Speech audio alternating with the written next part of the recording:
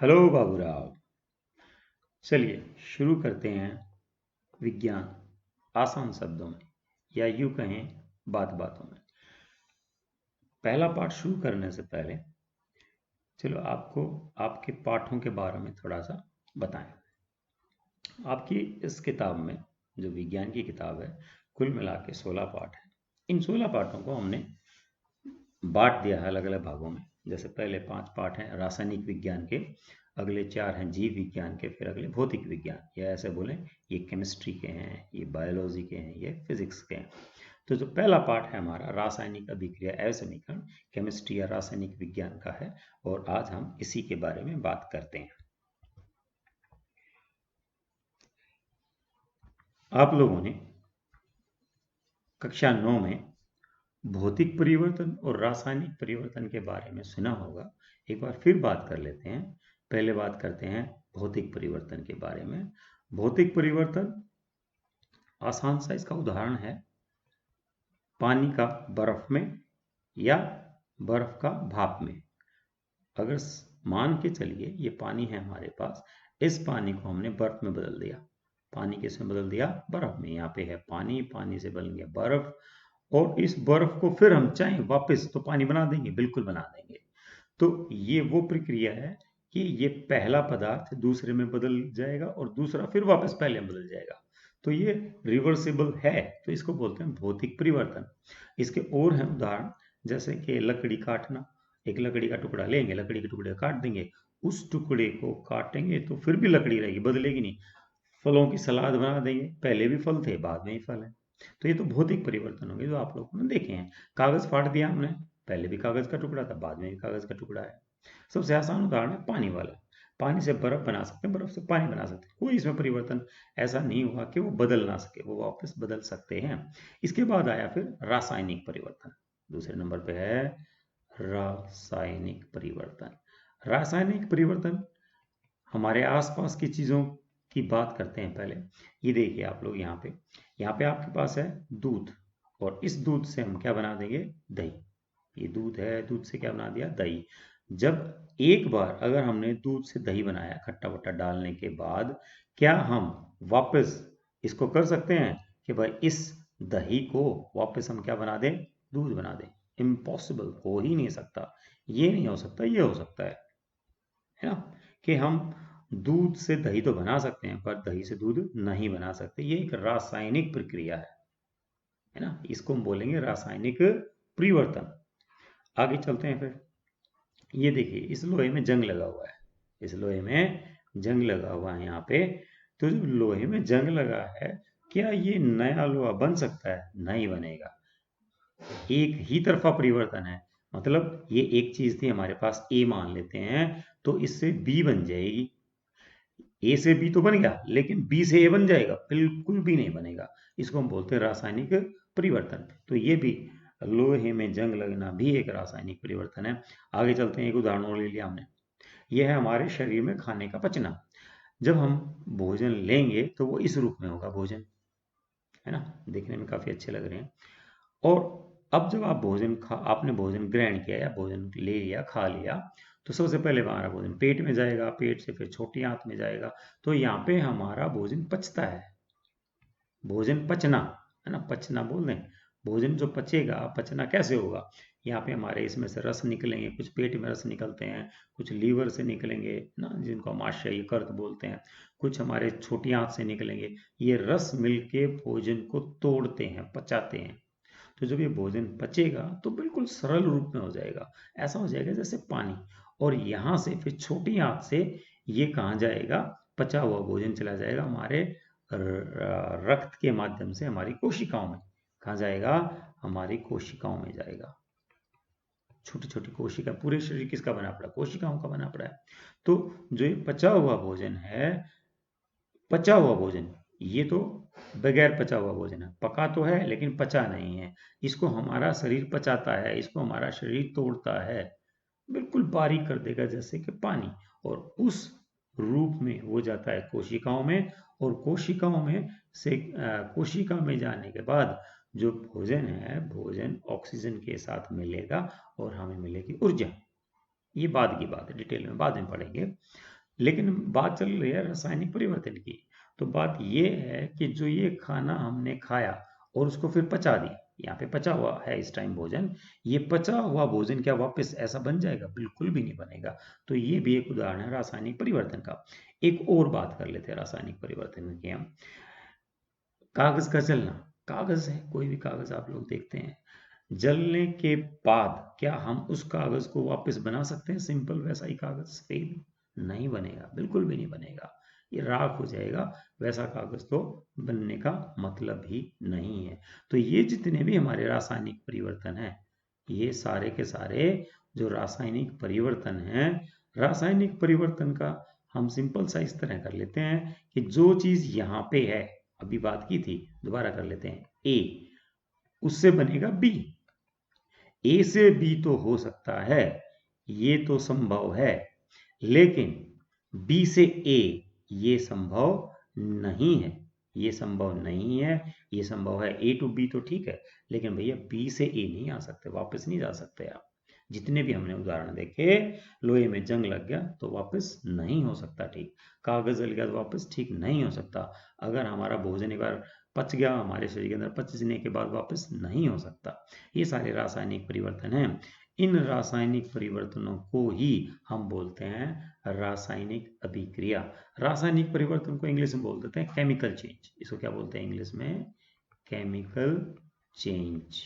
Chemical word तो आपने बार बार सुना होगा, बार बार बोलता है अरे भाई केमिकल लोचा हो गया, ये दवाई खा ली, केमिकल रिएक्शन। तो केमिकल मतलब रसायन है, केमिकल वर्ड का मतलब क्या होगा? रसायन, या रासायनिक बोल दो, रसायन। तो जो रासायनिक परिवर्तन है, रासायनिक परिवर्तन ही रासायनिक अभिक्रिया कहलाते हैं। जो रासायनिक परिवर्तन आपने पढ़े, ये हकीकत में क्या है? ये सभी रासायनिक अभिक्रियाएं हैं। तो हमें ये पता लग गया भैया रासायनिक अभिक्रिया होती क्या है। रासायनिक अभिक्रिया है क्या? रासायनिक अभिक्रिया रासायनिक परिवर्तन है जो हमारे आसपास होते रहते हैं, इन्हीं को हम रासायनिक अभिक्रिया बोल देते हैं। अब बात है, और इसको डिटेल में पढ़ेंगे रासायनिक अभिक्रिया को, कि रासायनिक अभिक्रिया में क्या होता है। कहीं पे भी रासायनिक अभिक्रिया हुई है तो उसमें परिवर्तन क्या क्या आएंगे। देखिए देखिए एक उदाहरण के रूप में देखते हैं हम यहाँ पे। ये है एक हमारा, इसको बोलेंगे मैग्नीशियम रिबन। ये मैग्नीशियम रिबन, ये है एक मैग्नीशियम रिबन। इस मैग्नीशियम, इस एक्सपेरिमेंट में हमारे पास ये है मैग्नीशियम रिबन और ये है बर्नर। हम बर्नर को ऑन कर देते हैं, बर्नर को ऑन कर देंगे, बर्नर को ऑन कर देंगे और जलाएंगे। जलाने के बाद देखेंगे कि होता क्या है। यहाँ पे जो ये मैग्नीशियम रिबन है, मैग्नीशियम रिबन ने ऑक्सीजन के साथ जलेगा मिलके, है ना, हवा में ऑक्सीजन है, देखो ये सफेद सफेद फ्लेम, सफेद इसके लो के साथ जलेगा। और इसने ऑक्सीजन कहाँ से ली? हवा से ली। मैग्नीशियम रिबन ये था। अब थोड़ी देर में देखिए इसका क्या बन जाएगा। ये पाउडर के रूप में आ जाएगा, सफेद चूर्ण के रूप में बन चुका है। ये सफेद चूर्ण है, जलने के बाद जो हमें मिलेगा। और ऑक्सीजन दोनों मिले, इनके मिलने से क्या बन गया? Magnesium oxide. यहाँ पे जो बात करें, मैग्नीशियम ठोस रूप में था, मैग्नीशियम ठोस रूप में है, ऑक्सीजन गैस में है। ऑक्सीजन किस में है? गैस में है। और जो ये है मैग्नीशियम ऑक्साइड, ये भी ठोस में है। तो परिवर्तन हुआ, यहाँ पे गैस थी, ये क्या है? गैसीय रूप में है ना। ऑक्सीजन किस रूप में थी? गैस में। लेकिन जो लास्ट में हमें जो पाउडर मिलेगा, यहाँ पे जला हुआ पाउडर मिला था, वो किस में था? वो ठोस रूप में था। तो परिवर्तन हुआ, ठोस और गैस। ये ठोस है, ये कैसा था? ठोस। ये किस रूप में था? गैस। लेकिन जो मिलेगा इन दोनों का रूप, वो क्या मिलेगा हमें? वो मिला ठोस। तो यहाँ पे परिवर्तन हुआ, किसका? गैस किस में बदल गया? ठोस में बदल गई। एक नई चीज और है, हमें ये पता लग गया कि भाई हमने ना इन दोनों चीजों को मिला के, इन दोनों चीजों को मिला के एक नया पदार्थ बनाया। इन दोनों चीजों को मिला के एक ये इधर वाला बन गया। तो जो इस तरफ वाले हैं, इनको हम बोलते हैं अभिकारक। अभिकारक। कारक, इंग्लिश में बोल देते हैं रिएक्टेंट्स। और इस तरफ वाले क्या हैं, इंग्लिश में प्रोडक्ट, हिंदी में उत्पाद। तो ये जो पहली अभिक्रिया हमारी मैग्नीशियम प्लस ऑक्सीजन, मैग्नीशियम और ऑक्सीजन की अभिक्रिया हुई या बोलते हैं रिएक्शन हुई, इनसे मिलके बना हमें मैग्नीशियम ऑक्साइड। इस तरफ वाले इसको RHS बोल देते हैं ना, right hand side RHS, LHS left hand side. Left hand side वाले मिलके ये वाले मिलेंगे, ये मिलके एक नई चीज बनाएंगे, और जो नई चीज से वापस आना असंभव है, पेचीदी प्रक्रिया है, इसी को बोलते हैं हम रासायनिक परिवर्तन। रासायनिक परिवर्तन ही रासायनिक अभिक्रिया है। तो ये पहली रासायनिक अभिक्रिया थी हमारी। इसमें क्या हुआ, चीजों में बदलाव आता है। क्या बदलाव आ सकता है, उनकी अवस्था में बदलाव। अवस्था में क्या बदलाव भाई, चीजें या तो ठोस से किस में बदल जाएंगी, द्रव में बदलेंगी, या तो फिर गैस में। ये तीन है हमारी ना अवस्थाएं, कितनी है, तीन अवस्थाएं, या तो ठोस है, या तो द्रव है, या तो गैस। अवस्था में परिवर्तन हो सकता है। फिर उसके रंग में ही परिवर्तन हो सकता है। इसमें एक तो रंग में ही परिवर्तन हो सकता है, और क्या हो सकता है, उसके तापमान में परिवर्तन हो सकता है, गर्म हो जाएगा, ठंडी हो जाएगी चीज, और उसमें से गैस भी रिलीज हो सकती है। गैस रिलीज मतलब भाई गैस का उत्सर्जन हो जाएगा, गैस की निकासी हो जाएगी, गैस निकलेगी, है ना। तो ये चीजें हैं, जब भी कोई रासायनिक प्रक्रिया होगी या रासायनिक अभिक्रिया होगी, केमिकल रिएक्शन होगी, वहां पे क्या होगा, उसकी अवस्था में परिवर्तन। यहाँ पे देखा हमने, जो गैस थी हमारी ऑक्सीजन थी, वो कन्वर्ट हुई किसमें, किसमें बदल गई, ठोस में। इसमें है तो सही ऑक्सीजन, मैग्नीशियम ऑक्साइड में एक हिस्सा है ऑक्सीजन भी। तो यहाँ पे गैस, ये जो उसका रूप था वो किसमें बदल गया, ठोस में। ऐसे ही एक और देख लेते हैं हम, जिसमें देखेंगे रंग का परिवर्तन हुआ है।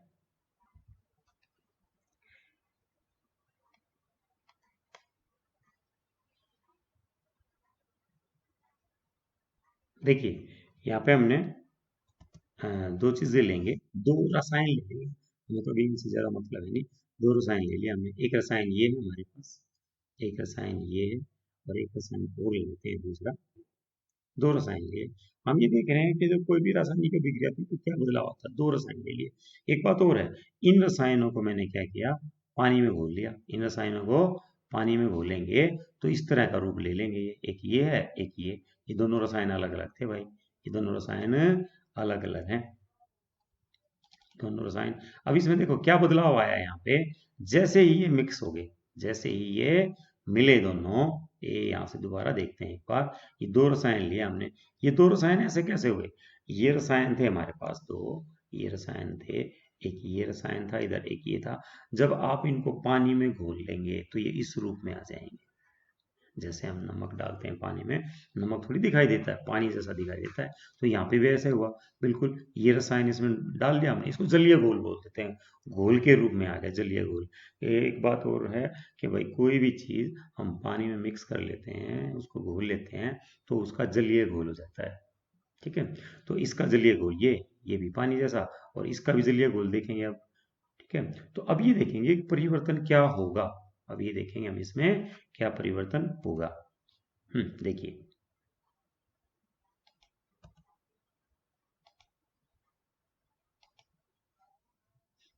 ये दोनों मिलेंगे, अब मिलते ही एकदम बदलाव आया, है ना। देखिए मिलने से पहले कैसे थे, एक अलग थे, मिलने के बाद इनके रंग में परिवर्तन हुआ। और थोड़ा सा ध्यान से देखेंगे, रंग के अलावा अगर आप आगे चलो, ध्यान से देखो थोड़ा सा, यहाँ पे मैं इसको रोकूं, ध्यान से देखिए, रंग के अलावा इसकी अवस्था में परिवर्तन आएगा। ये ठोस बन गया, यहाँ पे पहले द्रव था, यहाँ पे ध्यान से देखो आप, दिखाई देता होगा ना, ये ठोस रूप आ गया इसका। कैसा रूप है यहाँ पे, ये इसका ठोस रूप है। यहाँ पे देखो थोड़ा थोड़ा दिखता होगा, ठोस हो गए। तो पहले द्रव थे दोनों, कलर तो बदला ही, रंग तो बदला, साथ साथ में क्या बदल गया, इसका ठोस रूप आ गया। तो हमने यहाँ पे क्या देखा कि जब दो रसायन मिलते हैं तो उनके रंग में भी परिवर्तन हो सकता है। यहाँ पे रंग में परिवर्तन हुआ। अब एक और देख लेते हैं हम यहाँ पे, ये देखिए एक और रिएक्शन है हमारे पास, रिएक्शन बोलते हैं या अभिक्रिया। हमने क्या किया यहाँ पे, क्या क्या लिया पहले बता देता हूँ मैं आपको। इसके अंदर था एक अम्ल, हाइड्रोक्लोरिक एसिड बोल दो या हाइड्रोक्लोरिक अम्ल, इसमें है अम्ल, ये है अम्ल। कौन सा अम्ल, हाइड्रोक्लोरिक एसिड।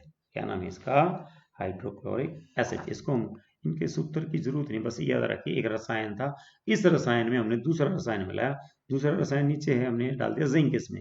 जिंक एक तरह से एक धातु है। जिंक क्या है?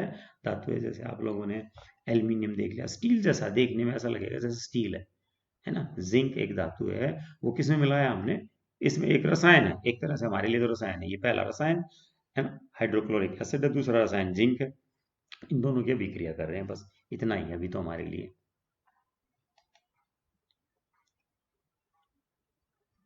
देखिए अब इसमें कुछ परिवर्तन दिखाई देगा आपको। क्या स्टार्ट हुआ? इसमें से बुलबुले निकलने शुरू हो गए। देखो ध्यान से, क्या निकल रहे हैं? बुलबुले निकल रहे हैं। ये अभिक्रिया है, रासायनिक अभिक्रिया, परिवर्तन हुआ। एक किस फॉर्म में थी पहले? जो ये था द्रव के रूप में था, ये किस में था? ठोस के रूप में था। लेकिन इनमें से निकल तो बुलबुले रहे हैं, बाहर गैस निकलने लग रही है। तो यहाँ पे क्या हुआ? गैस का निकलना, गैस का उत्सर्जन, ये हमारा तीसरा रूप है। दिखाई दे रहा है आपको? गैस निकलने लग रही, देखो।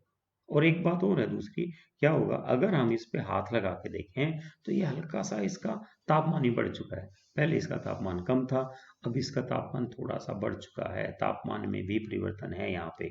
अगर आप इसको देखेंगे, इसके तापमान में भी परिवर्तन आ गया है। यहाँ पे तापमान भी बदल चुका है इसका। गैस भी निकलती है, साथ साथ तापमान में भी बदलाव आया है इसके। तो हमने अब यहाँ पे देख लिया कि भाई ये भी हो सकता है, गैस भी निकल सकती है। जब कोई भी रासायनिक अभिक्रिया होगी, रासायनिक अभिक्रिया में अवस्था बदलेगी, रंग बदलेगा, तापमान, और गैस भी निकल सकती है। यहाँ पे देखा हमने, इसमें गैस का उत्सर्जन हुआ। इस वाले में क्या हुआ था? यहाँ पे गैस निकली, इसमें गैस निकली थी ना, गैस निकल गई। और इसमें क्या हुआ था? रंग का बदलाव आया। इसमें साथ साथ अवस्था ही बदल गई, यहाँ पे भी अवस्था बदल गई। तो यही है रासायनिक हमारी अभिक्रियाएं। रासायनिक अभिक्रियाओं में इस तरह के बदलाव होते हैं। अब आगे चलते हैं थोड़ा सा हम। आगे चलने से पहले मैं आपको थोड़ा सा रसायन के बारे में बता दूं। जो हम रसायन के बारे में बात करेंगे, जैसे अभी हमने मैग्नीशियम की बात की, औरों के नाम भी पढ़ेंगे धीरे धीरे। ये है क्या हमारी?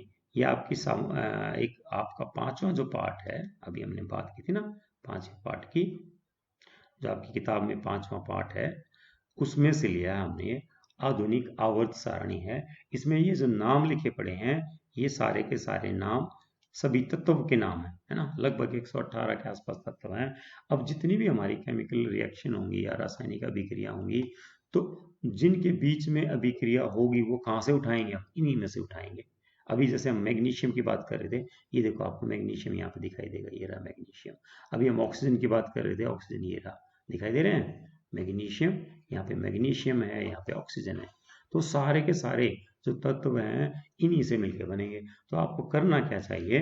ये पेज नंबर शायद 96 पेज नंबर है भाई, इतना पेज नंबर है, 96 है। तो इस पेज पे से आपको क्या करना चाहिए? इसको एक तरह से मैं तो ये बोलूंगा कि इसकी एक फोटो कॉपी निकाल के अपने कमरे में लगा लो, और अपने पास होनी चाहिए आपको। और कम से कम पहले 30, है ना, 30 नहीं तो स्टार्ट करो 20 से ही। पहले 20, जो ये पहले 20 है, जैसे इसका नाम हाइड्रोजन है, इसका नाम हीलियम है, lithium, beryllium, boron, carbon, nitrogen, oxygen, fluorine, neon, sodium, magnesium, aluminium, silicon, phosphorus, sulphur, chlorine, argon, potassium, और ये कैल्शियम। 20 के नाम तो रट लो आप लोग। इसके साथ साथ इनके नंबर भी हैं, इनके नंबर भी, इनको बोलते हैं परमाणु संख्या इनकी, है ना। इनका क्या बोल देते हैं? इनकी परमाणु संख्या कितनी है, इसको इंग्लिश में बोलते हैं एटॉमिक नंबर। हाइड्रोजन का एटॉमिक नंबर परमाणु संख्या 1 है, हीलियम का 2 है, लिथियम का 3 है, इस तरह मैग्नीशियम का 12 है।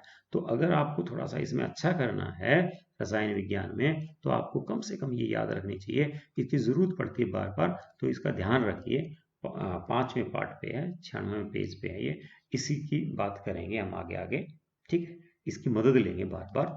चलिए अब आगे चलते हैं हम आपके पाठ में। हमने ये चीजें देखी अभी अभी। अब बात कर देते हैं हम रासायनिक समीकरण की। हमने सबसे पहले बात की रासायनिक परिवर्तन। रासायनिक परिवर्तन के बाद क्या हुआ? रासायनिक परिवर्तन। रासायनिक परिवर्तन ही क्या थे बेटा? रासायनिक अभिक्रिया। वही क्या थी? रासायनिक अभिक्रिया।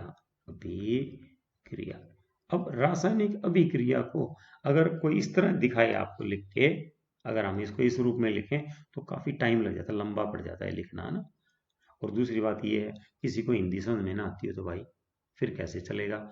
चलो इंग्लिश में लिख लेंगे, मैग्नीशियम ऐसे लिख लेते हैं, मैग्नीशियम और ऑक्सीजन, और फिर जो बनेगा उत्पाद, जो इनसे नया मिलके बनेगा, वो क्या बन जाएगा, मैग्नीशियम ऑक्साइड बन जाएगा। क्या मिल जाएगा, मैग्नीशियम ऑक्साइड। छोटा सा लिख दिया मैंने। अब कहते किसी को इंग्लिश समझ में ना आती है तो फिर क्या करेंगे, तो इसका एक आसान सा हल निकाला हमने कि इन सभी के लिए इनके सूत्र बना दिए। मैग्नीशियम का सूत्र क्या बना दिया, Mg। ऑक्सीजन का सूत्र क्या बना दिया, O2। और फिर जो मैग्नीशियम ऑक्साइड क्या बन जाएगा, MgO। तो ये सभी के लिए मान्य है, हर देश के लिए मान्य है। किसी भी देश में जाएंगे इसको सब समझेंगे, सभी इसको देख के मैग्नीशियम बोलेंगे, इसको देख के ऑक्सीजन, इसको देख के मैग्नीशियम ऑक्साइड बोलेंगे। लेकिन हिंदी सब समझे पता नहीं, इंग्लिश सब समझे पता नहीं, सभी देशों की अपनी अपनी भाषा है। तो हमने ये रूप है, इनके सूत्र हैं। तो अब हम जो रासायनिक समीकरण है हमारे, हमने क्या किया, जो रासायनिक अभिक्रिया थी आपकी, रासायनिक अभिक्रिया का निरूपण या उसको प्रदर्शन किस रूप में लिखेंगे, सरल रूप में लिखेंगे, उनके सूत्र के रूप में लिखेंगे। इसी को बोलते हैं हम रासायनिक समीकरण। रासायनिक समीकरण, इसमें ये पहले ही बात कर चुके हैं हम यहाँ पे कि जो इस तरफ के हैं, लेफ्ट हैंड साइड के हैं, उनको अभिकारक बोलेंगे, और इस तरफ वालों को उत्पाद बोलेंगे। कहने का मतलब ये है कि इनसे मिलके, है ना, अभिकारक मिलेंगे, अभिकारकों के मिलने से क्या बनेगा, उत्पाद बनेगा। अभिकारक के मिलने से क्या बना, उत्पाद। अभिकारक के मिलने से उत्पाद बनेगा। अब इसको हम इनके सूत्र के रूप में लिख देंगे। इसको किस के रूप में लिख दिया, ये इनके सूत्र के रूप में है।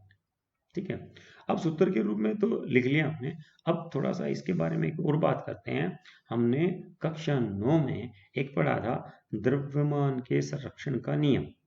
द्रव्यमान के संरक्षण का नियम क्या होता है भाई, द्रव्यमान के संरक्षण का नियम ये है कि कोई भी चीज का आप ना तो निर्माण कर सकते, ना तो आप निर्माण कर सकते, ना ही किसी चीज को आप पूरी तरीके से नष्ट कर सकते, विनाश कर सकते।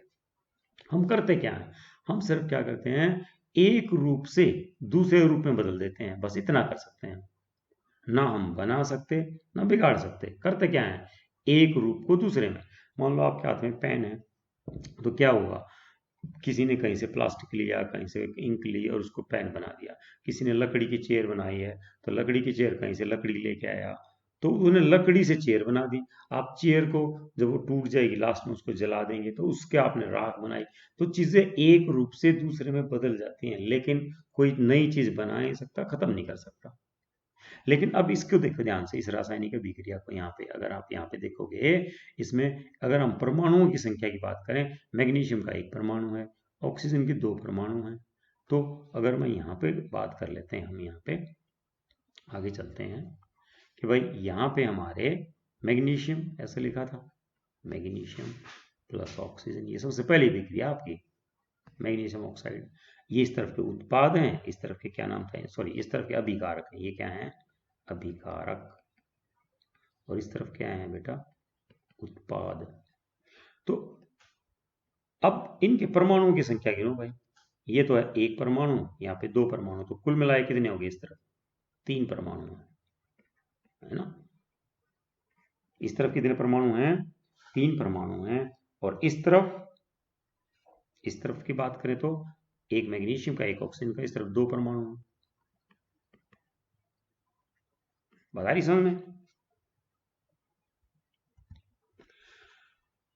अभी जो हमने पढ़ा द्रव्यमान के संरक्षण का नियम, अभी हम किसकी बात कर रहे थे, द्रव्यमान के संरक्षण का नियम।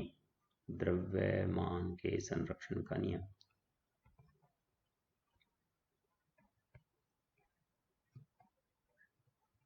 उसमें ये है कि आप चीजों को बदल नहीं सकते। 9th क्लास में पढ़ा था ये आपने कि जो आपके LHS पे है, जितने परमाणुओं की संख्या है उतनी ही परमाणुओं की संख्या RHS पे होनी चाहिए। जितनी हमारे LHS में थी उतनी RHS में होनी चाहिए। तो इसको हमें बराबर करना पड़ेगा, या ये कहें कि जो ये रासायनिक अभिक्रिया है ये असंतुलित है। बराबर नहीं है, इसको आपको संतुलित करना पड़ेगा, बैलेंस करना पड़ेगा। तो हमारा अगला टॉपिक है, इंपॉर्टेंट टॉपिक है कि रासायनिक अभिक्रिया में रासायनिक समीकरण को संतुलित कैसे करें, बैलेंस कैसे करें। ये बड़े ध्यान से सुनिए आप, बड़े काम की चीज़ है। अब इसी की बात कर लेते हैं मैग्नीशियम ऑक्साइड की। इसको कैसे बैलेंस करेंगे, इसको बैलेंस करना बिल्कुल आसान है। एक बार पहले वापस सारणी में चलते हैं, ध्यान दो इस सारणी पे आप लोग। देखिए, ये जो हरे कलर में दिखा रखी है आपको, ये सारी की सारी ये धातु है। ये सारी क्या हैं, धातु हैं। हरे रंग वाली क्या है, सारी धातु। याद करने की जरूरत नहीं, धीरे धीरे सीखेंगे, धीरे धीरे आ भी जाएगा समझ में। ध्यान दो बस थोड़ा सा, आप ध्यान रखो जो बातें बता रहा हूँ। ये सारी धातु हैं, ऊपर लिखा ही पड़ा है ये धातु हैं, देखो। फिर ये दूसरे कलर की है ना, गुलाबी रंग वाली अधातु है, ये अधातु है। सॉरी, पीले वाली गलत बताया, पीले वाली अधातु है। धातु अधातु, ये पीले वाली सारी अधातु है। इधर वाली अधातु, हाइड्रोजन भी अधातु है, हीलियम भी अधातु है। इनको हम ऐसे ही बोल देते हैं, ये मेटल है ना। इंग्लिश में क्या बोल देंगे, मेटल, नॉन मेटल, है ना। एक ये है उपधातु, इनमें मतलब धातु और अधातु दोनों के मिला के इनमें इनकी गुणधर्म है, प्रॉपर्टी है, कैरेक्टरिस्टिक्स है, कुछ ही बोले। इसकी बाद में बात करेंगे, है ना। ये वाली क्या है, सारी उपधातु हैं। ये सारी क्या है, गुलाबी वाली उपधातु हैं, इनसे अभी बात नहीं करते। अभी मोटा मोटे तौर पे दो याद रखो आप, ये वाली कौन सी है, धातु है, और ये वाली अधातु, ठीक है। तो अब इसकी बात कर रहे थे हम। तो इनको अगर आपको संतुलित करना है, एक आसान सा तरीका है, कभी बताते हैं। तो आप क्या करोगे, पहले धातु लिख लो। पहले धातु लिख लिया हमने मैग्नीशियम, फिर इसमें ऑक्सीजन क्या है, अधातु है। आप थोड़ा सा इसको देखेंगे तो पता लग जाएगा, देखो ऑक्सीजन अधातु थी और मैग्नीशियम हमारी धातु है, ठीक है। इस तरह लिख लिया, आसान है लिखना। आप टेबल में से देख सकते हैं, और धीरे धीरे जैसे अब मैंने बताया तो मैं बताता रहूंगा, याद करते रहो। अब सबसे पहले क्या करेंगे हम, इसमें धातु के जो परमाणुओं की संख्या उनको बराबर करेंगे। धातु का देखेंगे, अभिकारक की तरफ कितना है, मैग्नीशियम का परमाणु एक है, और इस तरफ कितना है, उत्पाद की तरफ एक है। तो ये तो पहले से ही बराबर है, इसकी तो बात ही नहीं करनी हमें, ठीक हो गया। अब ऑक्सीजन की बात कर लेते हैं भाई। ऑक्सीजन के इस तरफ कितने हैं, दो परमाणु हैं। इस तरफ ऑक्सीजन है कितना है, एक परमाणु, ये बराबर नहीं है। तो हमें क्या करना पड़ेगा, बराबर करने पड़ेंगे। अब बराबर कैसे कर सकते हैं, एक काम करते हैं, यहाँ पे दो लगा लिख देते हैं। यहाँ पे दो लिख दूं, हाँ और क्या, यहाँ पे दो लिख देंगे। अब यहाँ दो लिखने का क्या मतलब क्या होता है बेटा, ये है मैग्नीशियम ऑक्साइड। मैग्नीशियम ऑक्साइड का क्या हुआ, इसका मतलब क्या हुआ, ये एक अणु है ना, यौगिक का एक अणु है। एक इसमें आप बदलाव नहीं कर सकते, इसमें आप बदलाव नहीं कर सकते। अब इसका क्या मतलब है, यहाँ पे अगर मैंने यहाँ पे दो लिख दिया तो इसका मतलब क्या हो गया, दो अणु है। मतलब ऐसे हो गया कि एक मैग्नीशियम ऑक्साइड और दूसरा ही मैग्नीशियम ऑक्साइड। तो इसका मतलब क्या हुआ, दो तो मैग्नीशियम के परमाणु और दो ऑक्सीजन के, ठीक है ना। इसका मतलब समझ में आया, यहाँ पे आगे दो लिख सकते हैं हम इनके आगे लिख सकते हैं, बीच में कोई छिड़खानी नहीं कर सकते। अब आपने ऑक्सीजन के बराबर कर दिए दोनों, लेकिन हम क्या करेंगे, क्या अब वापस चलेंगे ऊपर की तरफ, वापस मैग्नीशियम को फिर चेक करेंगे।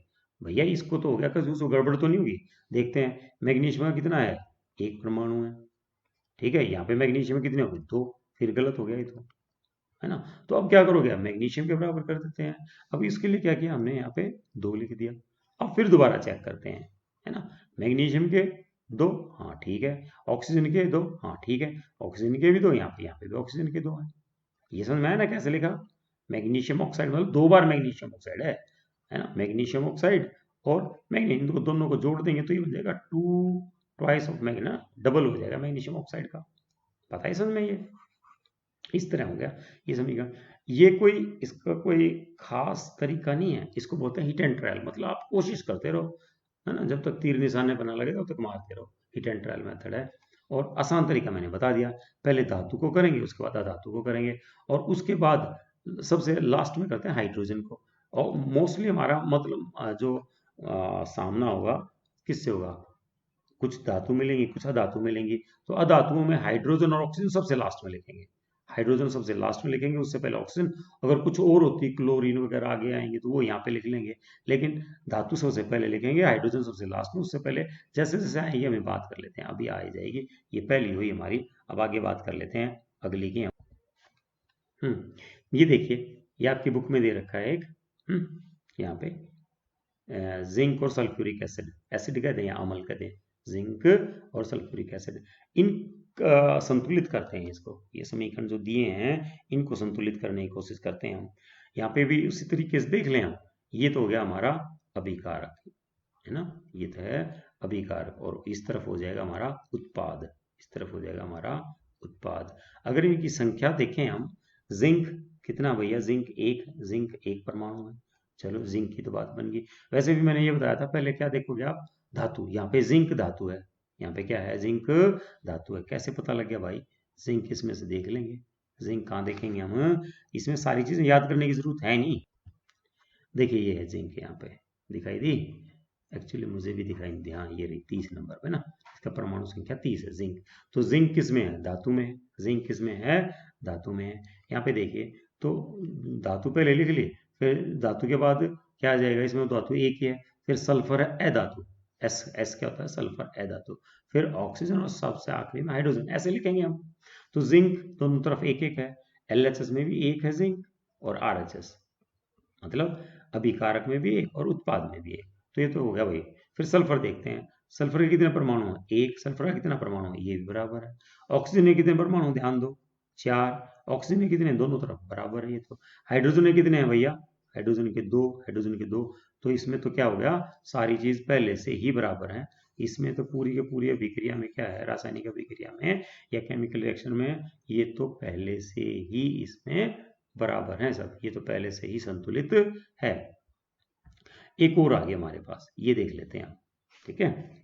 अगली है, इसको हम यहाँ पे करते हैं। ये आपको थोड़ा सा, आप भी कोशिश कर सकते हैं। आप कैसे कोशिश करेंगे, इस वीडियो को यहीं पे पॉज कर दो, रोक दो थोड़ी देर के लिए, और कोशिश करो अपनी कॉपी पेन पे, है ना। ये Fe किसका सूत्र है, लोहे का सूत्र है। Fe किसका सूत्र है, लोहे का, आयरन बोल दें, और H2O पानी का, जल का, वाटर का, Fe3O4, और यहाँ पे है भाई हमारा H2। अब इसकी बात करेंगे, इसको ये हम देखेंगे कि ये संतुलित है या नहीं है, इसको देखेंगे संतुलित है या नहीं है। इनके नाम बता दूं मैं, ये आयरन है ना, ये वाटर H2O, ये जल, पानी, कुछ ही बोल देंगे, है ना। इसको बोल देंगे हम आयरन ऑक्साइड ही बोल देते हैं, आयरन ऑक्साइड। ये इसका पूरा नाम दूसरा बोलोगे तो इसको बोल देंगे ferrous ferric oxide, iron oxide रख लो अभी तो दिमाग में ना, आयरन ऑक्साइड। और हमें अभी तो इसके नाम से कोई लेना देना, हमें अभी संतुलित करने पे दे। संतुलित करने का भी मैंने बताया, सबसे पहले धातु लिखेंगे, धातु लोह, जो लोहा है धातु है, और दूसरा फिर क्या है, इसमें एक ऑक्सीजन है, एक हाइड्रोजन, 3 ही है। तो सबसे पहले हम लोहे की बात करेंगे, लोहे के परमाणुओं की संख्या की बात करेंगे। इस तरफ लोहे के परमाणु कितने भाई, एक है। इस तरफ कितने हैं लोहे के परमाणु, 3 है। तो क्या करें, सिंपल हिट एंड ट्रायल, तो इस तरफ 3 लगा देंगे, बन गई बात बस। तो लोहे के तो हो गए भाई बराबर, है ना। आप देखो, एक काम करूँ, मैं इसका रंग बदल देता हूँ, यहाँ से हमने क्या किया, Fe3O4 को दूसरे रंग में रंग दिया। ये हमारे उत्पाद हैं, इस तरफ के हमारे उत्पाद हैं, और इस तरफ क्या है, अभिकारक हैं। तो लोहे की तो बात बन गई। अब आगे चलते हैं, ऑक्सीजन देख लेते हैं। ऑक्सीजन के कितने परमाणु भाई, अच्छा परमाणु को इंग्लिश में क्या बोलते हैं बेटा, परमाणु को बोलते हैं एटम्स। परमाणु को क्या बोलेंगे, एटम बोल दें, कभी परमाणु मुंह से निकल जाए कोई बात ही नहीं। इसमें ऑक्सीजन के परमाणुओं की संख्या 1 है, यहाँ पे ऑक्सीजन के परमाणुओं की संख्या कितनी है, 1 है। यहाँ पे कितने हैं, 4 है, बहुत अंतर है यहाँ तो, है ना। तो हिट एंड ट्रायल में क्या करेंगे, यहाँ 4 है, यहाँ भी 4 कर दें। अंदर तो यहाँ पे कुछ लिख नहीं सकते आप, है ना, जैसे H2O है तो यहाँ पे 4 नहीं लिख सकते आप, सिर्फ आगे लिख सकते हो आप यहाँ पे, है ना, याद रखना, इनके सब के आगे लिख सकते हैं हम। तो यहाँ तो लिख देंगे हम 4, लिख दिया हमने 4, ठीक है। अब इस तरफ अब ऑक्सीजन की बात कर रहे हैं सिर्फ हम, ऑक्सीजन के, ऑक्सीजन के कितने परमाणु हैं, 4 हैं। इस तरफ ऑक्सीजन कितने हैं, 4, तो ऑक्सीजन बराबर हो गया भाई। अब फिर वापस चलेंगे हम, जैसे हम करते हैं भाई, ऑक्सीजन के तो हमने बराबर कर लिए। अब वापस जाके देखो कहीं आयरन के में कुछ बदलाव तो नहीं हो गया। तो आयरन के कितने हैं, 3 है, ठीक है। आयरन के कितने हैं, ठीक है, 3 है। तो दोनों तरफ 3 3 है, बन गई बात। इस तरफ भी 3, इस तरफ भी 3, समझ में आ रही बात। ऑक्सीजन के तो किए ही थे। अब हाइड्रोजन के देख लेते हैं। अब किसी बात करेंगे, हाइड्रोजन की बात कर लेते हैं। हाइड्रोजन की, हाइड्रोजन के कितने परमाणु हैं, ध्यान दो, कितने हो जाएंगे ये, 8 परमाणु, कितने हो जाएंगे, 8। जो अभिकारक हैं इसमें टोटल हाइड्रोजन कितने हो गए, यहीं पे हाइड्रोजन 8। ये अभी बताया था मैंने कैसे। इसका मतलब क्या है भाई, इसका मतलब क्या है, जो H2O का अणु है उसको 4 बार लिखो आप। H2O का अणु कितनी बार लिखेंगे, है ना, 4 बार। इन सभी में क्या है, 2 यहाँ पे परमाणु, 2 परमाणु, 2 परमाणु, तो 8 परमाणु हो गए टोटल, है ना, समझ में आ रही बात ये। तो 8 हो गई है। और यहाँ पे कितने हैं भाई, यहाँ पे सिर्फ 2 हैं। यहाँ पे कितने हैं, 2 परमाणु हैं। तो हमें तो कितने चाहिए, 8। तो क्या कर देंगे, इसके आगे क्या लिख देंगे हम, यहाँ पे कितना लिख देंगे, 4 लिख देते हैं। यहाँ पे क्या लिख देंगे बेटा, 4 लिख दिया। अब सबके देखो, शुरू से देखें एक बार, सबके स्टार्टिंग से देख लेते हैं। भाई हमने एक बार जब नीचे आएंगे तो एक बार ऊपर से फिर दोबारा चेक करना पड़ता है। लो के देखेंगे, आयरन के 3, आयरन के 3, ठीक है ना। ऑक्सीजन के कितने थे यहाँ पे, 4, ऑक्सीजन के कितने, 4, ये भी ठीक हो गया। और हाइड्रोजन के अभी के थे, हाइड्रोजन के 8, हाइड्रोजन के 8 परमाणु। तो इस तरीके से ये भी हो गया। तो ये हमारी संतुलित होगी, ये हमारी रासायनिक अभिक्रिया संतुलित हुई। चलिए अब एक और छोटा सा टॉपिक। अब इसने बोला हमें, आप इनकी अवस्थाओं के बारे में भी कई बार रासायनिक समीकरण में लिखना पड़ता है, इसकी अवस्था क्या है। जैसे लो है, लो को अवस्था अभी बात की थी हमने, क्या हो सकती है अवस्था, ठोस हो सकती है, द्रव हो सकती है, गैस हो सकती है। ठोस को कैसे लिख दोगे भाई, सॉलिड एस लिख देंगे। द्रव को लिक्विड एल लिख देंगे। गैस को गैस जी, गैस गैस लिख देते हैं। एक और होता है इसके अलावा, उसको हम बोल देते हैं भाई, ये हमारे पास कोई भी बर्तन है, इसमें पानी है, और इसमें अगर आपने नमक मिला दिया, चीनी मिला दी, नमक मिला दिया, चीनी कुछ ही मिला देंगे, तो वो घोल बन जाएगा, है ना, जल का घोल, या जल में घोल बन जाएगा। जल में घोल है ना, जलीय घोल बन जाएगा, कुछ भी बोल सकते हैं, जलीय घोल। तो इसको हम बोलते हैं इंग्लिश में एक्वस, AQUOUS, एक्वस, एक्वस। तो इसके लिए स्पेशल वर्ड है AQ। तो ये भी 4 अवस्था हो सकती है ना। एक्वस कौन सा हो जाएगा, किसी चीज को जल में घोल देते हैं तो जलीय घोल हो जाएगा, उसको बोलोगे, इंग्लिश में बोलते हैं इसको सॉल्यूशन। क्या बोलोगे बेटा, सॉल्यूशन। तो सॉल्यूशन को किससे रिप्रेजेंट करेंगे हम, किससे दिखा दर्शाएंगे, एक्वस। तो अब इनकी कई बार अगर वो बोले, हरदम नहीं करना पड़ता, अगर वो बोलेगा भाई इनकी अवस्था लिखो किस रूप में है तो लिख देंगे, है ना। तो जो लो है वो है ठोस, तो उसके आगे एस लिख दिया। एस मतलब भैया सॉलिड है ये, तो कैसा है ये, सॉलिड है। सबकी अवस्था लास्ट में लिखते हैं, सबकी अवस्था आखिरी में लिख देते हैं, ठीक है। तो जो H2O हमारा, H2O किस रूप में होता है, यहाँ पे तो इसमें तो H2O जो पानी है, पानी के दोनों रूप हो सकते हैं, है ना, गैस भी हो सकता है ना, गैस भी मतलब ऐसे भी लिख देंगे, या ऐसे द्रव भी हो सकता है। तो इस रिएक्शन में तो गर्म था, यहाँ पे गर्म पानी ही रिएक्ट करता है, ठंडा तो करेगा नहीं, तो हमने यहाँ पे जी लिख दिया, गैस। लिक्विड भी हो सकता था, ठीक है। तो जो यहाँ पे ये आयरन ऑक्साइड था, ये भी कैसा हो जाएगा, एस, ये भी ठोस है ना। और जो हाइड्रोजन गैस रिलीज होगी, हाइड्रोजन गैस निकलेगी यहाँ पे, ये तो गैस है, तो जी। तो इस तरीके से जो यहाँ पे देख रहे हो आप, ये इनकी अवस्थाएं हैं, इनकी अवस्था को बता देते हैं हम। अवस्था क्या हो सकती है, अवस्था क्या हो सकती है, या तो भैया ठोस हो सकती है, एल फॉर किस लिए, द्रव के लिए, जी फॉर गैस, और ए क्यू अगर उसको हमने पानी में घोला है तो वो हो जाएगी हमारा AQ। इसके अलावा एक दो चीजें और बताई इसने किताब में, बोला इसके अलावा इसने एक चीज और बताई कि आपको कभी कभी और भी चीजें दिखानी पड़ती हैं। अगर जो हमारे रासायनिक समीकरण है, रासायनिक समीकरण में आपको ये दिखाना पड़ता है कितना प्रेशर होगा उस पर रिएक्शन में, या और कौन कौन सी चीज उसमें शामिल हुई है। जैसे ये इसने एक रिएक्शन दिखा रखी है प्रकाश संश्लेषण की, सुना होगा नाम प्रकाश संश्लेषण में। भैया कार्बन डाइऑक्साइड आसमान से ले लेती है, नीचे से पानी ले लेती है, सूर्य का प्रकाश मिलता है, क्लोरोफिल उसके पास होता है, तो ग्लूकोज बनता है ना। तो एक रासायनिक अभिक्रिया में हम सारी चीजों को दिखा